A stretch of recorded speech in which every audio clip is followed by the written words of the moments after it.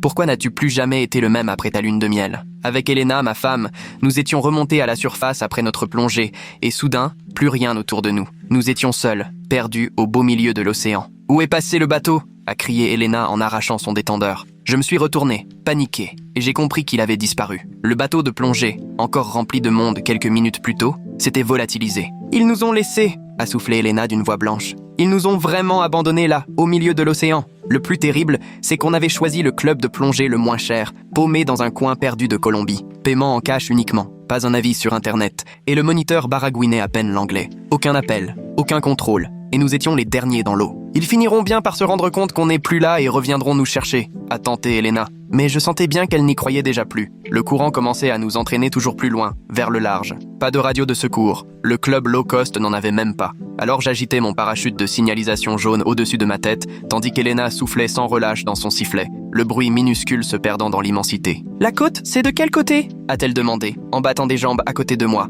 Je regardais autour de nous. L'horizon était identique partout. Aucune idée. Il nous restait peut-être 4 heures avant le coucher du soleil, et après, on serait tout simplement invisible dans l'eau noire. Pendant la première heure, on a choisi au hasard une direction, et on s'est mis à nager. Elena s'est excusée 1000 fois d'avoir opté pour le club le moins cher, regrettant qu'on n'ait pas déboursé les $200 de plus pour une compagnie fiable. Mes jambes se sont mises à se contracter au bout de 20 minutes, des crampes acérées à chaque mouvement, mais j'ai continué quand même. « Tu crois qu'on avance vraiment ?» haletait Elena entre deux brasses. « Tout se ressemble ici, et, en vérité, elle avait raison. Les vagues, le soleil, ce bleu à perte de vue, on aurait tout aussi bien pu tourner en rond sans jamais s'en rendre compte. » Puis Elena s'est mise à grelotter, malgré la température de l'eau. « Mais pourquoi j'ai aussi froid? Ça n'a pas de sens. »« C'est le choc, » ai-je répondu, tentant de ne pas laisser paraître ma panique. « Continue à nager, ça va aller, je te le promets. » C'est vers la 2e heure qu'Elena a eu sa première hallucination. D'un coup, elle s'est mise à hurler et à battre l'eau comme une folle. « Là, là-bas, un bateau, je le vois,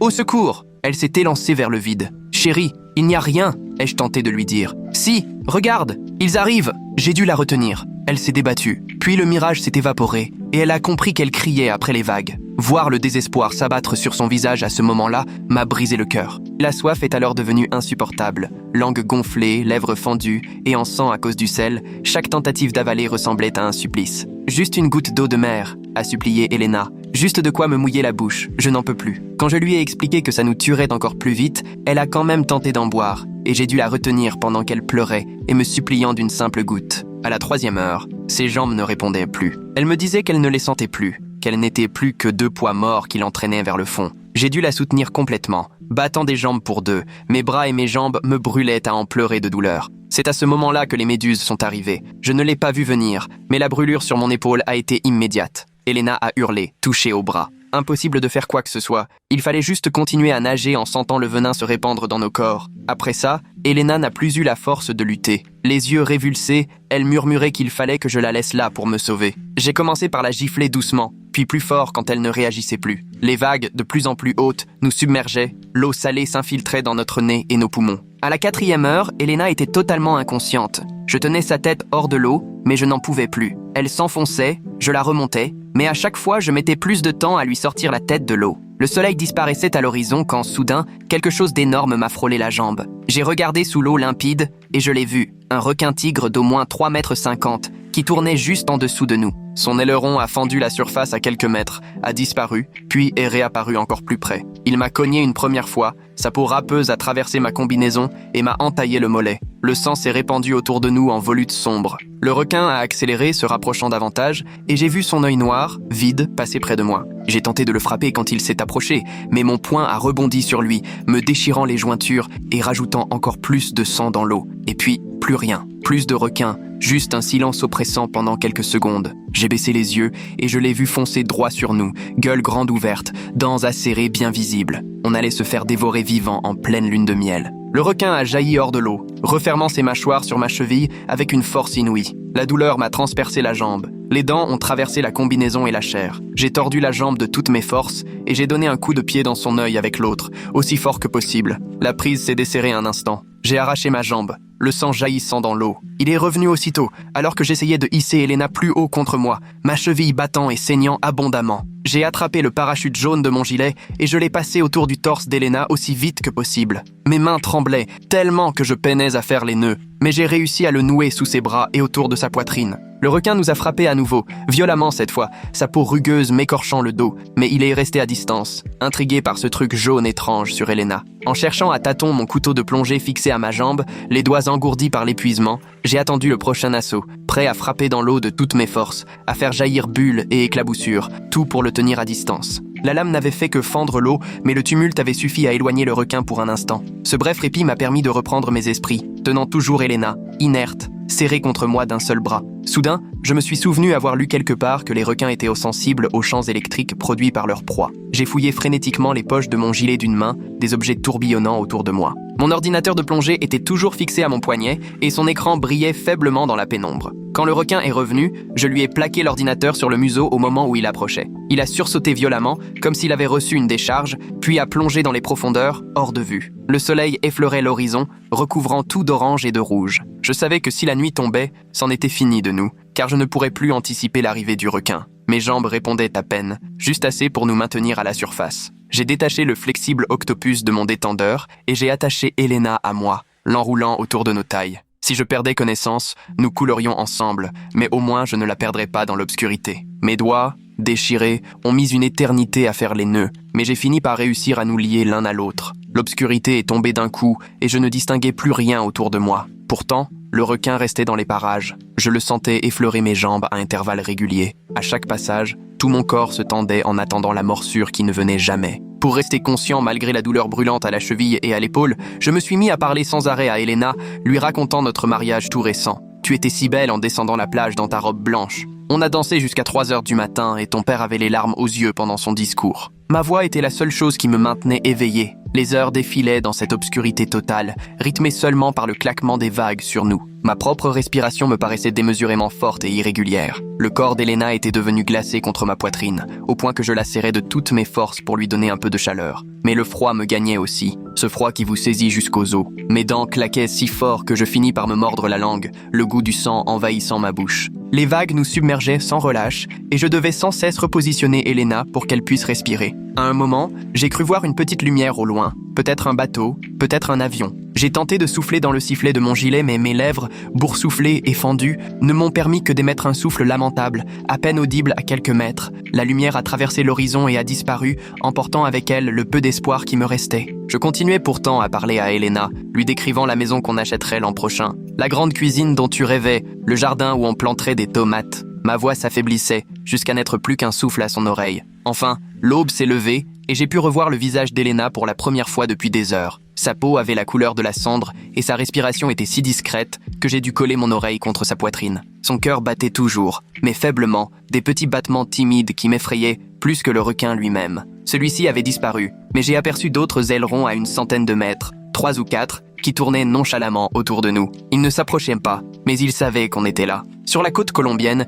Pilar Garza arrivait à peine à son bureau de l'autorité portuaire lorsqu'elle découvrit sur son bureau un rapport signalant la disparition de 2 plongeurs depuis la veille au soir. Le responsable du club de plongée s'était enfin rendu compte de leur absence en constatant que son bateau était revenu avec 2 places vides. Pilar s'est aussitôt mise à analyser les courants sur son ordinateur, calculant où nous aurions pu dériver pendant la nuit. Elle a découpé la zone de recherche en secteurs et contacté tous les capitaines de pêche qu'elle connaissait. En moins d'1 heure, elle avait 8 bateaux partis dans toutes les directions. Elle restait à la radio pour coordonner la recherche et ajuster le plan au gré du vent. Bien sûr, dans l'eau, nous ignorions tout de ses efforts. Tout ce que je savais, c'est qu'Elena avait désespérément besoin d'aide, sinon elle n'y survivrait pas. Le soleil montait et le visage d'Elena rougissait sous l'effet du soleil. Alors j'ai retiré le haut de ma combinaison avec des mains tremblantes. Mes doigts glissaient sur la fermeture éclair, mais j'ai fini par y arriver. Puis, j'ai essayé de l'attacher autour du parachute de sécurité pour faire un peu d'ombre. Le tube jaune dérivait sans cesse dans les vagues et j'ai dû le rattraper plusieurs fois avant de parvenir à y enrouler le néoprène noir.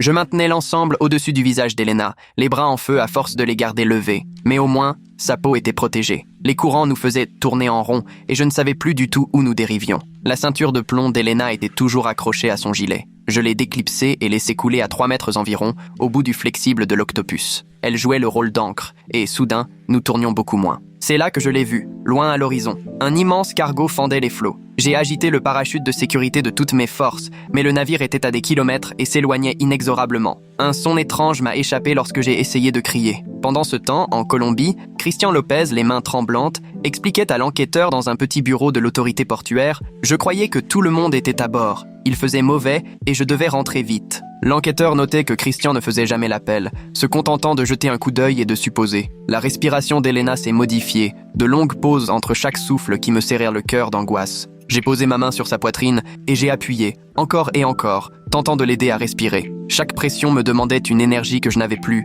mais j'ai continué, comptant à voix haute pour garder le rythme. Ses lèvres viraient au bleu, alors j'ai appuyé plus fort, sentant ses côtes céder sous ma paume. 20 minutes plus tard, j'ai entendu un moteur derrière moi et, en me retournant, j'ai aperçu un bateau de pêche à environ 300 mètres. J'ai attrapé le sifflet fixé à mon gilet et j'ai soufflé de toutes mes forces, mais le vent portait le son dans la mauvaise direction. Le bateau a poursuivi sa route comme si de rien n'était, sans même dévier, et je l'ai regardé s'éloigner jusqu'à ce qu'il disparaisse. Le sel me brûlait les yeux, tout comme la déception. Pendant ce temps, Pilar Garza, les yeux rivés sur son écran d'ordinateur, traçait de nouvelles lignes sur la carte de recherche, tenant compte des courants nocturnes. Elle a contacté un capitaine de cargo à la radio pour lui demander de modifier sa trajectoire de seulement 2 degrés. Tous les bateaux disponibles scrutaient désormais la mer à la recherche de la moindre tache jaune. Elle avait 8 bateaux répartis sur différentes zones et ne cessait d'ajuster leur parcours selon la météo et les courants. Une bouteille en plastique a dérivé jusqu'à nous. Je l'ai ramassée et ai dévissé le bouchon avec les dents avant de la glisser sous le menton d'Elena pour maintenir sa tête en arrière, l'empêchant d'avaler de l'eau. Ce geste dérisoire m'a permis de libérer mes 2 mains et de battre des jambes quelques instants. Mes jambes pesaient 1 tonne. Chaque mouvement m'élançait jusque dans les hanches. Soudain, quelque chose m'a violemment heurté la tête. En levant les yeux, j'ai vu des oiseaux de mer tournoyer au-dessus de nous. L'un d'eux a plongé, m'a frappé le crâne du bec et j'ai senti le sang couler. J'ai tenté de les éloigner en éclaboussant l'eau, mais j'étais trop faible et ils revenaient sans cesse. Un autre m'a blessé la main alors que je tentais de protéger le visage d'Elena. Son bec a ouvert ma peau entre le pouce et l'index. Le sang dans l'eau semblait les exciter davantage et je ne pouvais rien y faire. Puis, le courant a changé brusquement, nous entraînant vers le côté plutôt que vers le large. Nous l'ignorions, mais nous approchions de la limite de la zone de recherche que Pilar avait dessinée. En franchissant cette frontière invisible, nous devenions enfin repérables. Je serrai Elena contre moi et me suis remis à lui parler de la maison de nos rêves, celle que je voulais qu'on achète. Je lui décrivais les grandes fenêtres du salon baignées de la lumière du matin,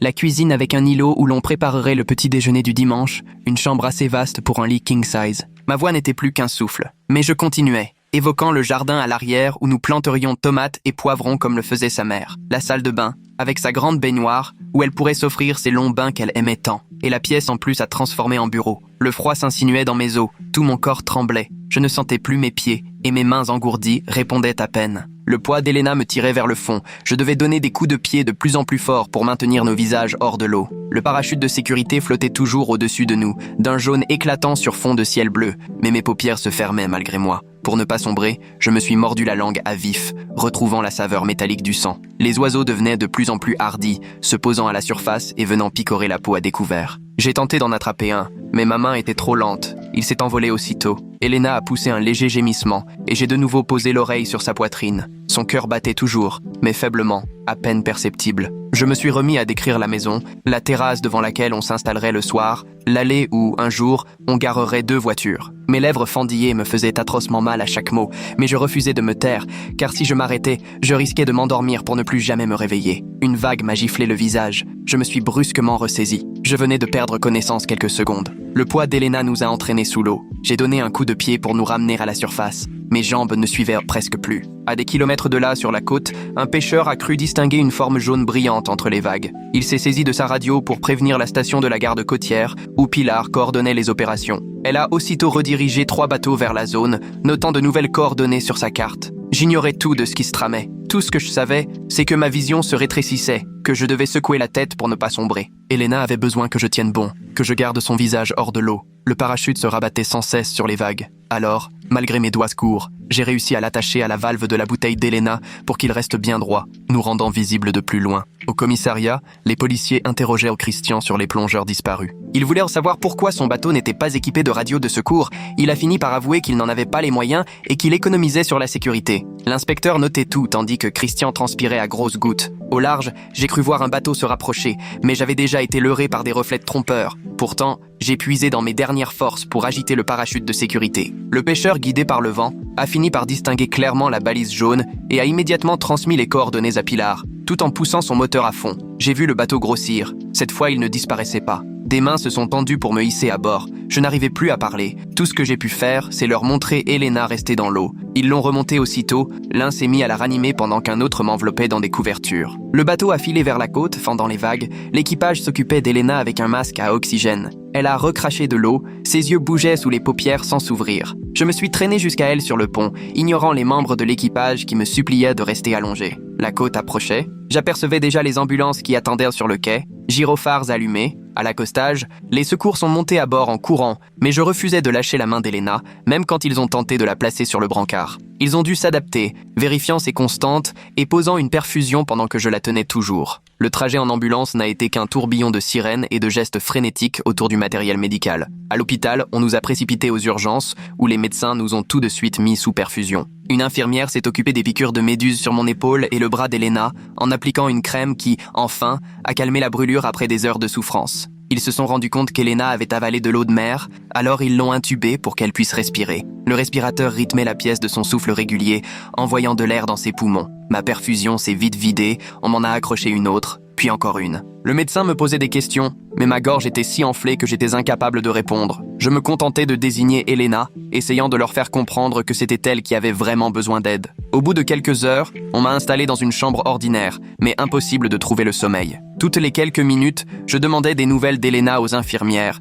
qui me répétaient inlassablement qu'elle était stable, mais dans un état critique. Je n'arrivais pas à savoir si elle allait s'en sortir. Pilar est venue me voir dans la soirée, armée d'un carnet et d'un dictaphone. Elle voulait que je raconte tout, mais je m'endormais en plein milieu de mes phrases. J'ai réussi à balbutier que le club de plongée n'avait pas fait l'appel et que Christian était reparti sans vérifier si tout le monde était présent. Elle notait tout et m'a expliqué qu'un dossier était en cours contre lui. Le lendemain matin, une infirmière a surgi dans ma chambre. Elena était réveillée. Elle demande après vous. J'ai presque couru dans le couloir, ma blouse d'hôpital flottant derrière moi et ma perfusion à la main. Elena avait l'air exténuée, le visage gonflé, brûlé par le soleil, mais elle avait les yeux ouverts et elle m'a reconnu. Elle ne pouvait pas parler à cause du tube, mais elle m'a serré la main. Le médecin m'a expliqué qu'elle avait une pneumonie due à l'eau de mer dans ses poumons et qu'elle resterait en soins intensifs au moins une semaine de plus. Très vite, toute la communauté locale de plongeurs a été au courant de ce qui nous était arrivé. D'autres plongeurs sont venus raconter que Christian leur avait déjà fait le coup, qu'il avait laissé des gens derrière lui, ignorant les règles de sécurité. Son club a été fermé sur le champ,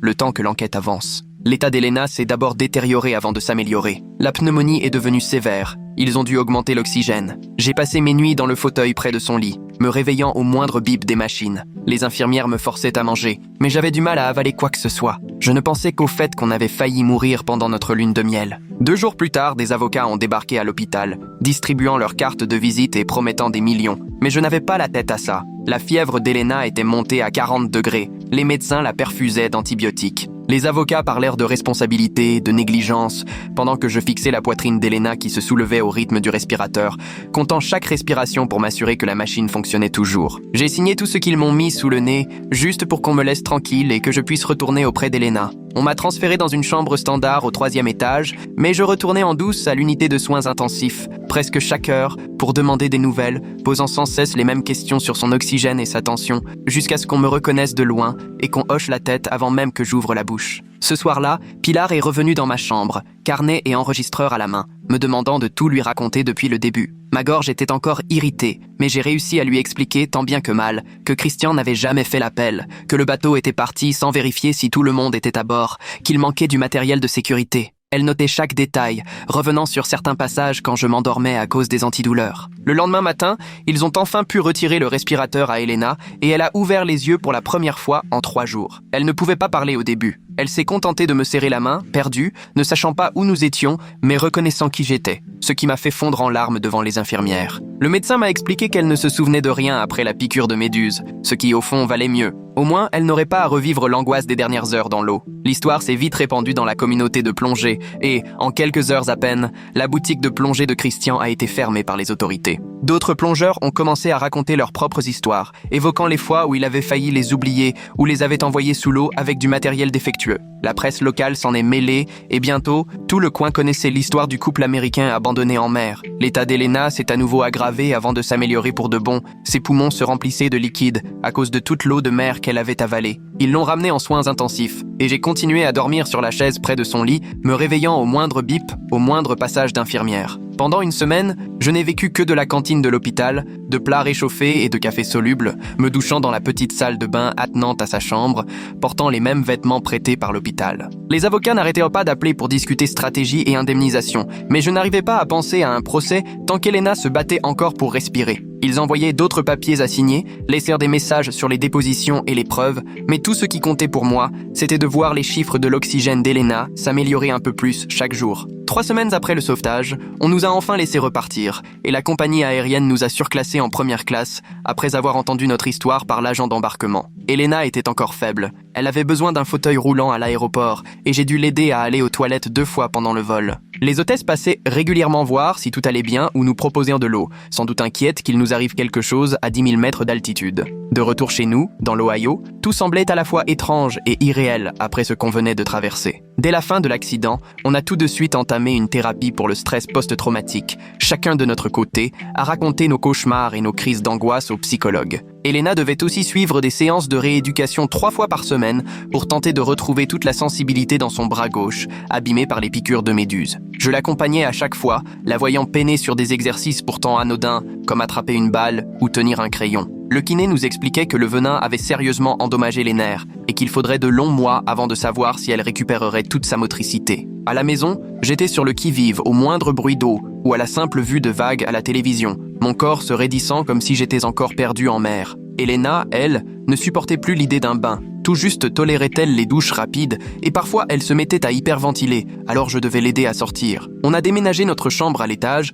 parce qu'en bas, elle avait l'impression d'étouffer. Impossible pour nous de regarder des documentaires sur l'océan comme avant, et même boire un verre d'eau nous ramenait à cette soif atroce qui nous avait hantés là-bas. 2 mois après l'accident, Elena a repris le travail à mi-temps à la banque. 4 heures par jour seulement pour commencer. Ses collègues avaient décoré son bureau de fleurs et de petits mots d'accueil. Mais elle m'a appelé en pleurs à la pause parce que quelqu'un l'avait interrogée sur le voyage. Petit à petit, on a appris à s'épauler dans les moments difficiles, à se faire des signes lorsqu'une crise menaçait, à trouver des astuces pour rester ancré dans le présent et ne pas replonger dans l'angoisse de ce jour-là. La rééducation avançait et Elena s'est remise à écrire, même si ses lettres tremblaient encore. J'avais aussi repris mon poste au cabinet comptable, mais il m'était impossible de me concentrer sur les dossiers, l'esprit sans cesse ramené à ces heures interminables dans l'eau. Un jour, Pilar nous a téléphoné pour nous donner des nouvelles du dossier de Christian. Il a perdu son permis et écopé d'une forte amende, mais pas de prison, le juge ayant considéré la perte de son entreprise comme une punition suffisante. Le procureur nous a dit que,